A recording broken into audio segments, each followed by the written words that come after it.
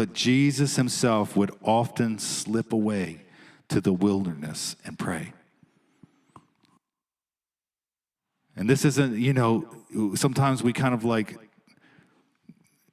I want to expand your vision here. I guarantee you, Jesus, he was getting into the wilderness place, and he was just spending time with his Father, and he was encountering the Father and having this intimacy with him, and it was filling him up, which is a weird concept because he was fully God, but fully man, but he was showing us, modeling for us how to live this Christian life. And if he had to do this, how much more do you think we need to do this? So he was prioritizing intimacy before the need of the people and the need of things around us. And we need to do the same thing.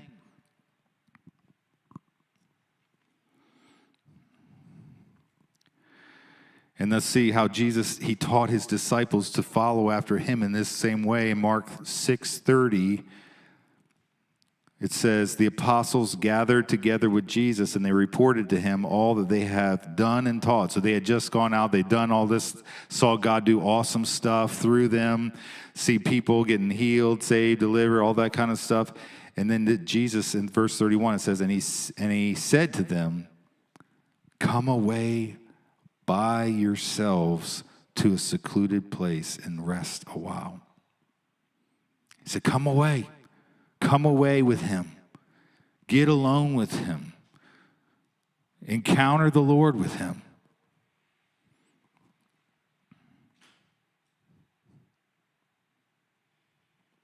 And they went away in a boat to a secluded place by themselves. So this is I feel like I know this is a message for us. And, only the Holy Spirit can really kind of reveal those areas that you or I have devoted ourselves and our time and our energy towards more than him. And some of those things may be bad things. I'll be straight up.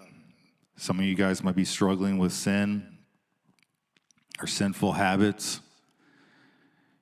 And I'm not here to condemn you. I'm here to encourage you that there is power for those sinful habits to be broken off of your life.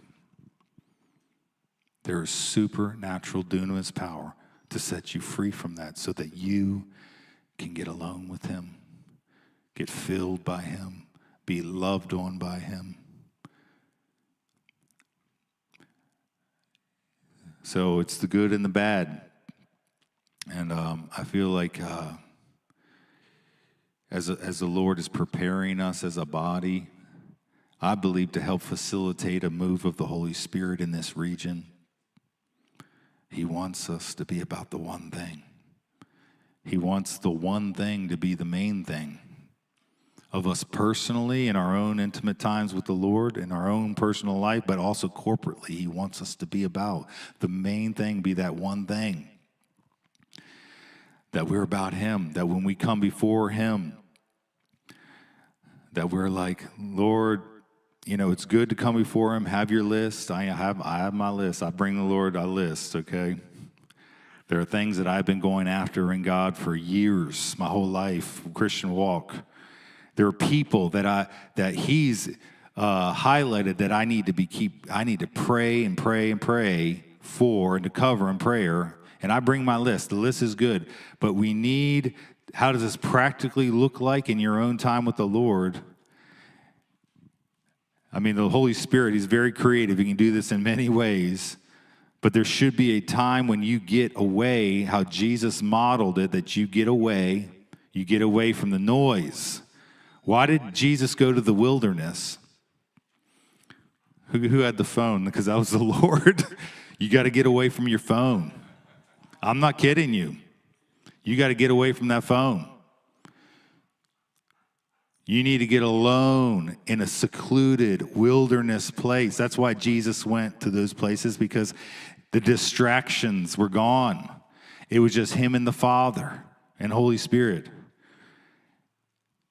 And all those things that pull at you. How many times have you guys gone to spend time with the Lord and your phone's right with you, and all of a sudden it wasn't blowing up when you were doing whatever else, but when you start spending time with the Lord, you get all these texts and, dings and dongs, on your phone or whatever right in the middle, and you're kind of like pulled to kind of, well, who's that? Oh, okay, I'll finish.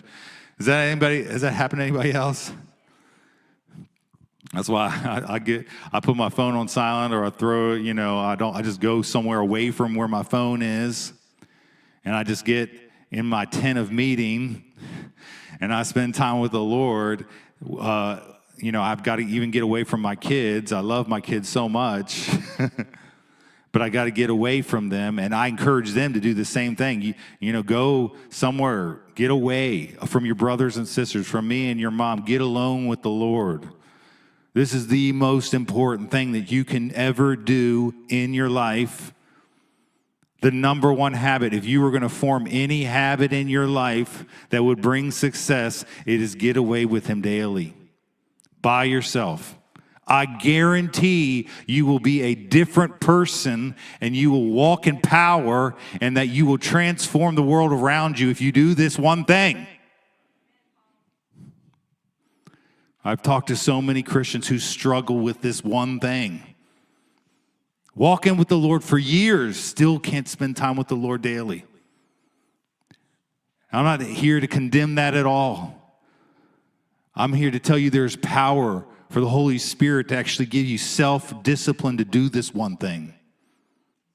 You don't even have to do it in your own strength. You can have the Holy Spirit empower you, because guess what? One of the fruits of the Spirit is self-discipline. You don't grow that fruit. The Holy Spirit does.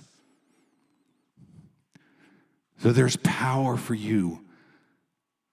You've been struggling. You've been like, man, I want to spend time with God, but man, I just don't have any time. Well, ding, ding, ding, that's number one enemy. He's thrown busyness in your life to get you away from the one thing. Oh man, I'm just so tired and worn out. I can't get up in the morning, or when I go to bed and I just fall asleep. I can't get, that's the enemy just throwing a bunch of busyness at you. And I'm encouraging you guys to get violent about it. If you're having trouble spending time with the Lord, man, cancel your cable TV or direct TV or whatever. I guarantee you're going to have time. Now, hear my heart on this. I'm not saying get religious about this thing, because that's the other enemy of this whole thing. But if you need to do it, it will be the number one thing that will change your life and your family and everybody around you if you get alone with him.